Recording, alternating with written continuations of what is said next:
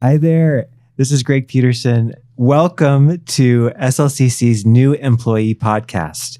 We're so excited to test this out. We're still working on our name. We decided to use kind of the staple, what's brewing. I offered brewing your life for good. Didn't go very far. So we're looking for better options here.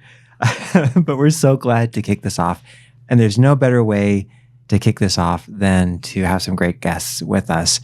The idea of the podcast is to provide another communication strategy to really be able to talk about what's happening at the college as we move forward. I've got a couple amazing people. I'm going to let them introduce themselves, and you'll figure out pretty quickly who we have.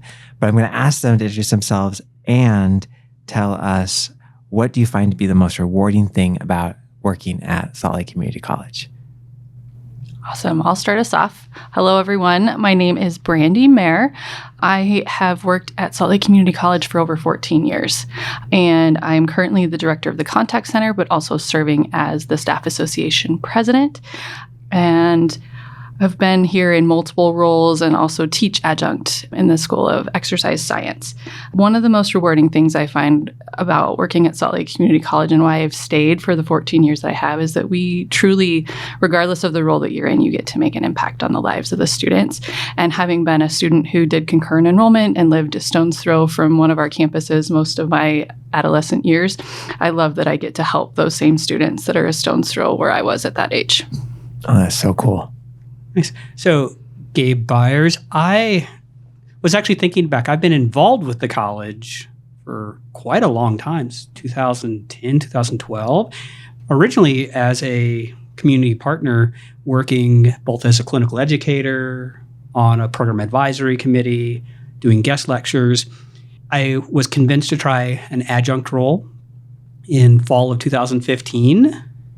And then it's just been downhill from there. I was full-time faculty by that spring of 2016 and have loved being at the college. I'm faculty in the Occupational Therapy Assistant Program and faculty senate president. For me, I commented on this at a meeting Brandy and I were in over the summer. Every morning, turning in, for me, my case, Jordan campus normally, the big SLCC letters, I feel like this overwhelming feeling of hope and this idea that, today I'm going to make a difference in students' lives. And the really cool thing about the college is we've got, hundreds of faculty, thousands of thousands of staff, and tens of thousands of students. And we're all working towards that same idea of hope and improving our community, which is just cool. Yeah. So, Greg, what about you on that question? That's what really drew me as well. First of all, I just had to laugh. This idea of everything was downhill. That's the momentum part, right? Mm-hmm. Just getting excited and going. I love listening to all of your experiences and connections to the college. For me as well, I think what we do in the community college in supporting students and communities is so unique and so impactful. And I agree, whenever I visit one of our campuses, and those big letters are just a symbol of opportunity and what we can do. Speaking of what we can do, it's another icebreaker question for you. If you set New Year's resolutions, right, as we kick off this new year, do you have one that you can share? I gotta admit, I don't set New Year's resolutions. Because the pragmatist in me sees the new year as entirely, it's just a day, right? And 365 is honestly just a day, or a series of days. But instead, plus I'm actually really overwhelmed by thinking of entire year change, but day to day, what can I do? What can I do today? What can I do tomorrow? And just chaining those together. Currently, my today was, I want to be a little more present. I want to connect with people, not have my computer on, not have my phone out. Want to look somebody in the eyes and just be with them, both students, faculty, staff. Yeah, so that's my today. Cool. Real quick, Brandy. Awesome. Yeah. So normally I'm a very active person, but I have a recently turned 1-year-old, and my last year has not been as active, at least in the working out sense, as I've wanted it to be. So that's my intention for the new year, is to be more active, get more hikes in, whether it be with me or my almost 30-pound son. Might be a little bit much, but just to be a little bit more active that's than great. I used to be.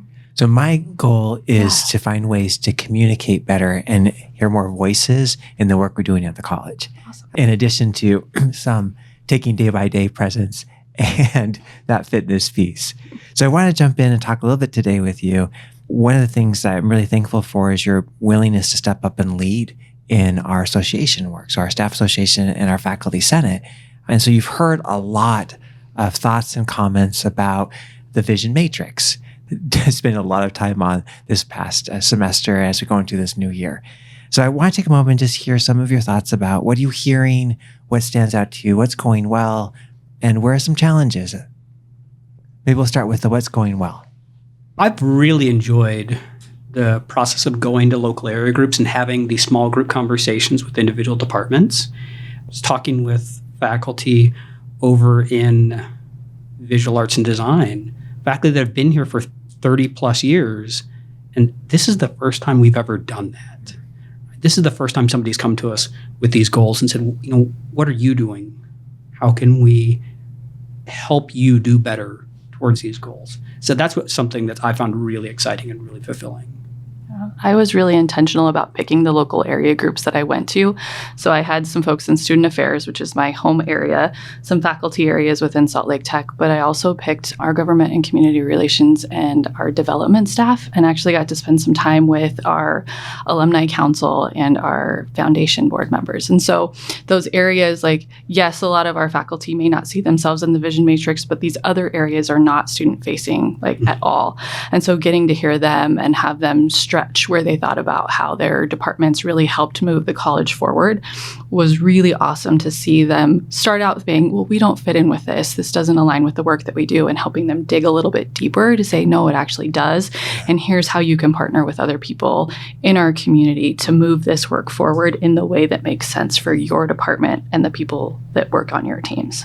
I love that. I love hearing the work that's happening in so many different ways. And you're right, it may not be direct to the student, but it creates an ecosystem where we can have the impact on students that we're trying to have. Yeah. What have you heard in, challenges, opportunities, the word that we want to use for where we can do better? I kind of on the good, right, that I just talked about is also one of the challenges is that some people are struggling to find themselves in the vision matrix. It's very student facing, which it needs to be because that's the business that we're in, right? We're here to make the lives of our students better and different. And so finding ways where we can communicate better with individual employees to help them make that connection to the vision matrix. Similarly to when we did our new mission, vision, and values several years back, we really leveraged those values and saying, if you can't see yourself in our mission, you can see yourself in our values. So continuing those conversations and working with other leaders on campus to help our employees along to see themselves in the vision matrix. Yeah.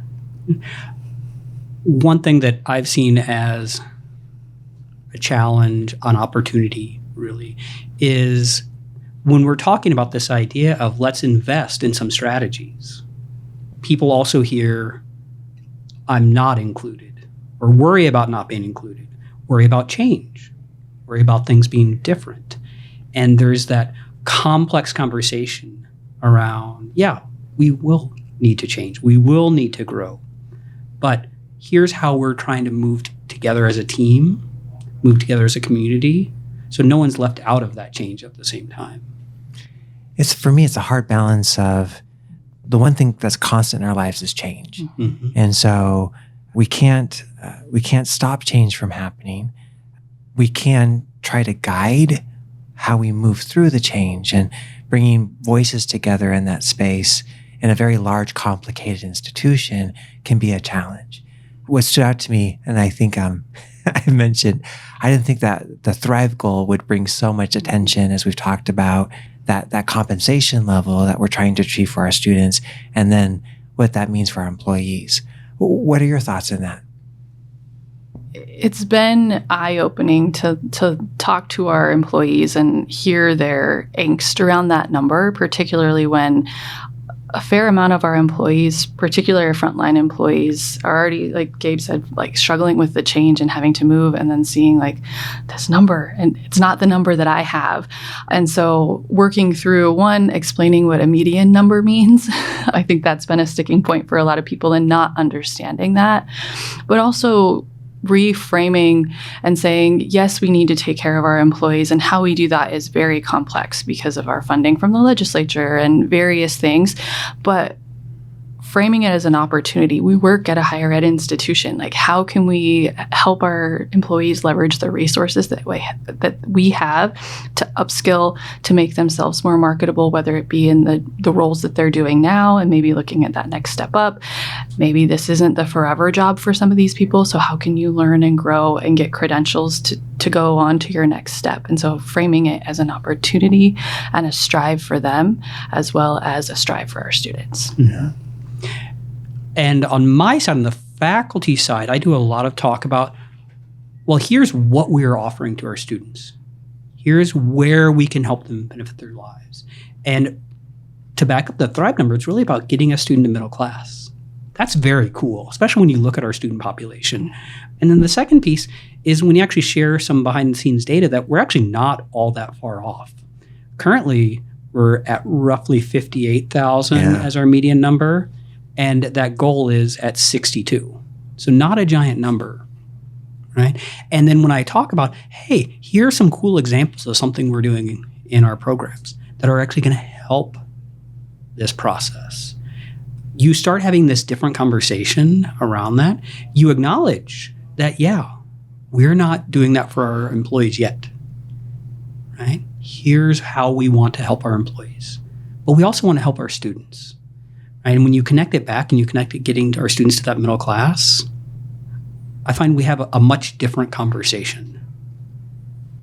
Some of the language that came up in one of our conversations with our board of trustees was this idea of maybe how we phrase it might help. So if we focused on 50,000 students as our goal of enrollment, 50% completion rate, increasing up to that amount, and then really 5,000 increasing our median wages by 5,000, maybe a better way of saying that, since we know that where our students land in their industry is very, very much based on the industry and where that salary is. And then it helps us think about then, what does that mean for our employees in that space if we can think of something similar for that range as part of raising our median earnings? Yeah, and I think we've been doing some good work already as an institution as we've looked at the CBIZ compensation study, and we're already working towards some of that. I think for many of our employees, it's just not happening quick enough because we don't, again, going back to the way we're funded, there isn't the ability to like, okay, now we've finished phase 1. Now we get to immediately move on to phase 2 and phase 3. Those gaps between the phases are a little bit long. And I think that's also concerning to employees, is that they're wanting that quick movement. Because we're moving so quickly with the vision matrix, why can't we move more quickly on some of these other things? Yeah, there's a disconnect there in that timing. And then the other piece that I see, it's really, I think the college has been really good about being transparent around the CBIZ study and around what we're doing and around our limitations. But part of our role as faculty and staff leaders is really doing our best to make certain that we educate all our faculty.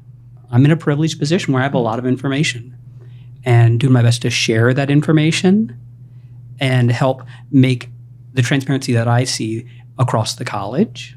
I think that has also helped towards the conversation.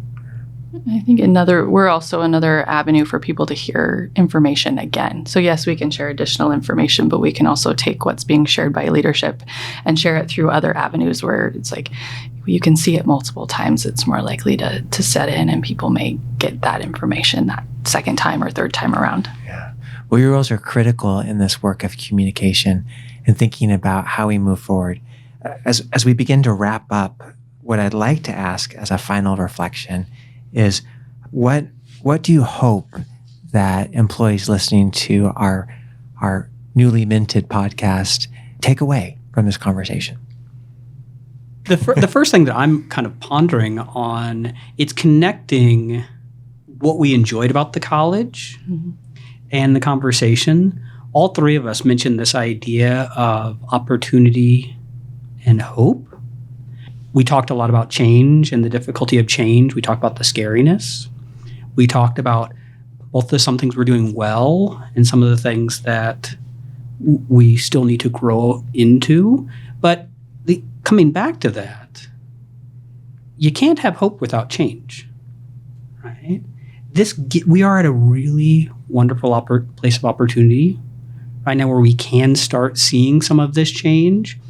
This conversation, for example, around Thrive and employee pay, that's come about because of this change and this opportunity for change. And that will give us an opportunity to take a step forward. So I'm feeling very hopeful that as we move into not only the vision matrix the next 18 months, but then moving into our strategic plan, that we'll have the ability to keep moving towards change. But again, like you said, moving as a community, facilitating that change in a way that, again, seen as an opportunity and hope. And this conversation is bringing me back to, I actually attended a training through our staff development earlier this week on change management and change styles.